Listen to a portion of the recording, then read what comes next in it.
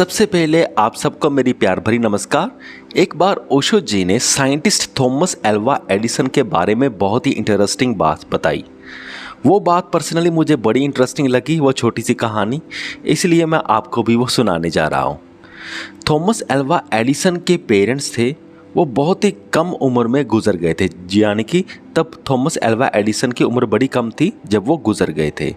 और Thomas Alva Edison के कोई फ्रेंड्स थे ही नहीं, क्योंकि वो सारा दिन अपनी ही पढ़ाई में बिजी रहते थे, अपनी खोजों में व्यस्त रहते थे।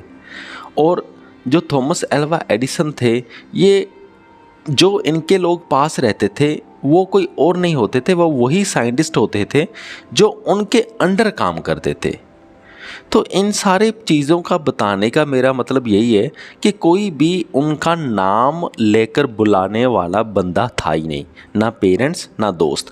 जो उनके अंडर साइंटिस्ट काम करते थे थॉमस एल्वा एडिसन के, वो उन्हें प्रोफेसर कह के बुलाते थे और उनके नाम से बुलाने वाला अब कोई था ही नहीं, या तो लोग उसे सारे ही प्रोफेसर ही कहते थे। तो ऐसे वक्त बीता गया, बहुत साल बीत गए, 20-30 साल से ज़्यादा बीत गए और थॉमस एल्वा एडिसन ने अपना नाम सुना ही नहीं, सारे उनको प्रोफेसर ही कहते थे। फिर फर्स्ट वर्ल्ड वार हुई और उस वक्त एक नई प्रथा शुरू हुई, एक नया सिस्टम शुरू हुआ। वो सिस्टम था राशन कार्ड बनाने का। तो अब थॉमस एल्वा एडिसन भी पहुंच गए और वहाँ पर ऑब्वियसली ऐसे दफ्तरों में बहुत भीड़ थी, वो भी एक लाइन में लग गए और अपने नंबर का इंतज़ार करने लगे। फिर उनकी बारी भी आ गई और क्लर्क ने नाम बोला, एडिसन अब आप आ जाइए। तो एडिसन जो था, अब वो अपना नाम भूल ही चुका था। उसे पता ही नहीं था कि मेरा नाम थॉमस एल्वा एडिसन है।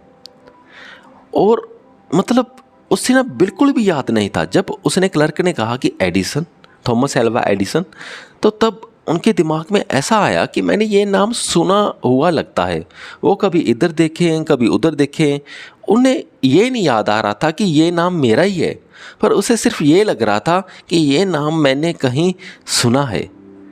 इतने में क्या होता है कि जो क्लर्क होता है वो उसकी ओर देख लेता है और पहचान जाता है। वो उसे कहता है, अरे प्रोफेसर साहब अरे आप ही तो एडिसन हो, क्या आप भूल चुके हो अपना नाम? तो जो प्रोफेसर होते हैं यानी कि थॉमस एल्वा एडिसन होते हैं, वो कहता है, हाँ अरे ये तो मेरा ही नाम था, मैं तो भूल ही गया कि ये मेरा ही नाम था। जब तुमने मेरा नाम पुकारा तो मुझे ऐसा लगा कि ये नाम तो मैंने कहीं सुना है, पर मुझे ये नहीं याद आ रहा था कि ये नाम मेरा ही है। तो ये थी छोटी सी कहानी। यानी कि एक रियल फैक्ट में क्या हुआ कि जब उसके नाम की स्मृति को दोहराया नहीं गया, यानी कि किसी ने उसके नाम लेकर उसको बुलाया नहीं, तो क्या हुआ कि वो धीरे धीरे अपना नाम ही भूलने लगा। वो अपने नाम यानी कि प्रोफेसर को ही अपना नाम सा समझने लगा और अपना ओरिजिनल नाम भूल गया। और इसी बात को अगर हम स्पिरिचुअलिटी से कनेक्ट करते हैं, तब हमें पता चलता है कि जो हमारा रियल नेचर है, जो हमारा बुद्धाहुड है, जो हमारा रियल नेचर है, यानी कि जो हम ऑलरेडी इनलाइटेंड है, जैसे हम कह सकते हैं अंदर से, हमें उसकी स्मृति भूल चुकी है। तो किसी बंदे ने हमें डायरेक्टली बुद्धा कह के बुलाया नहीं, और इसी कारण जो हमारा बुद्धाहुड है, जो हम अंदर से जो एक तरह से इनलाइटेंड ऑलरेडी हैं, पर उसके ऊपर सिर्फ धूल जमी हुई है, हमें उससे धूल को हटाना है और अपने रियल नेचर को बाहर निकालना है।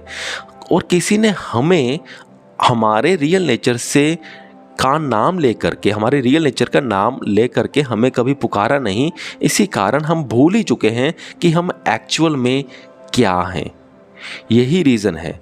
और जैसे ही हम इन चीज़ों के बारे में सुनते हैं, स्पिरिचुअलिटी के बारे में, बुद्धाहुड के बारे में, इनलाइटनमेंट के बारे में, हम इन बातों के साथ थोड़ा कनेक्ट सा करते हैं, हमें अच्छा सा महसूस होता है, पर हमें ये नहीं पता होता कि हमारा नेचर भी एक्चुअल में यही है।